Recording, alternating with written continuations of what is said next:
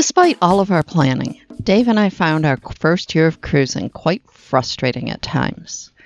We had to learn that smart cruisers write their plans in pencil. Hi, I'm Carolyn Sherlock, and on this episode of the Boat Galley Podcast, I share how we learned the importance of a good backup plan. First, this episode of the Boat Galley Podcast is sponsored by SeaTech Systems, experts in cruiser communications. Introducing the Narwhal Connect, a complete internet and calling solution for your boat. With plug-and-play Wi-Fi, cellular, and satellite, it's the only system designed to give you cost-effective internet anywhere in the world. Visit seatech.com, that's SEA-TECH.com, for more information.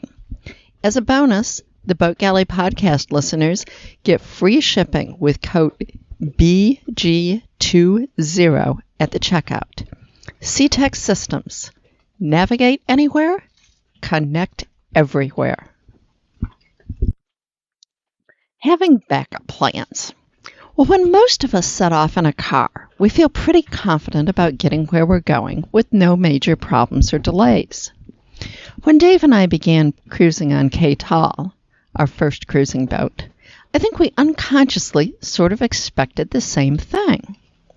Yes, we'd read the books and articles about problems people encountered and knew that weather delays and boat problems were possible. But I don't think we saw them as probable. Actually, I know we didn't. We got frustrated when things didn't go according to script, particularly when mechanical problems unexpectedly hit or the weather wasn't quite as forecast. We wondered what we were doing wrong. I think it's a phase that all new cruisers, or even just weekend boaters, go through. And if problems seem to stack one on top of another, the frustration level can grow to, let's just sell the boat. It puts a stress on finances and relationships as well if you're not expecting it. I think it's one of the reasons that most people find the first year of cruising difficult. Not only is there a big learning curve with the new life, but most of us aren't used to living so closely with uncertainty. Uncertainty about the weather, about what challenges a new place may bring, about what could break, and about what to do if there is a problem. Over time, we learn to, expect the unexpected. We could prepare as much as possible, check things over, and make sure we had all of the spares and whatnot. But chances were that things wouldn't go quite as planned. In fact, cruisers joke about plans being written in jello, or in the sand at low tide, or that plan is just a four-letter word. We know to expect problems and delays. I'm not going to say that we don't still get frustrated at times, but changing our attitude about them has made for a lot less stress. We carry spares and numerous reference books. We have extra food, and we have backup plans. Hope for the best, but prepare for the worst.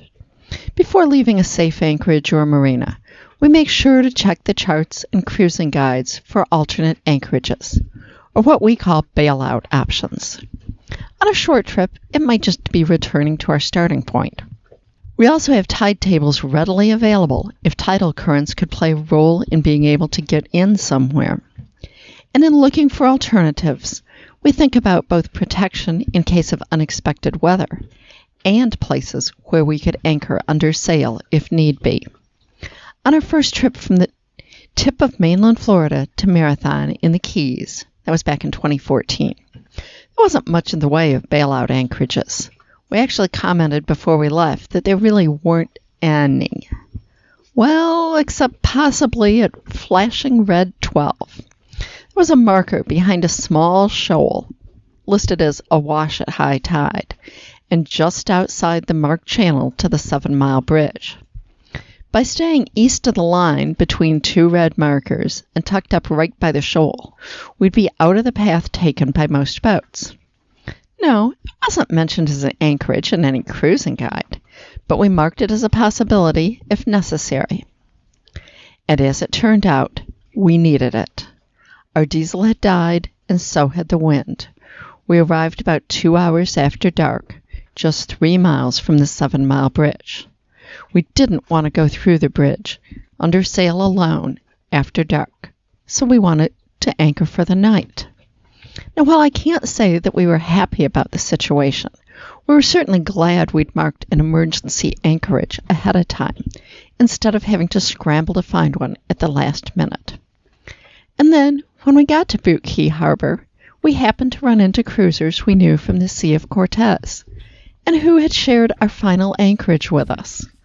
Turns out, they had also once used the flashing red 12 anchorage. I hope you enjoyed this episode of the Boat Galley Podcast. Please tell your friends, be sure to subscribe.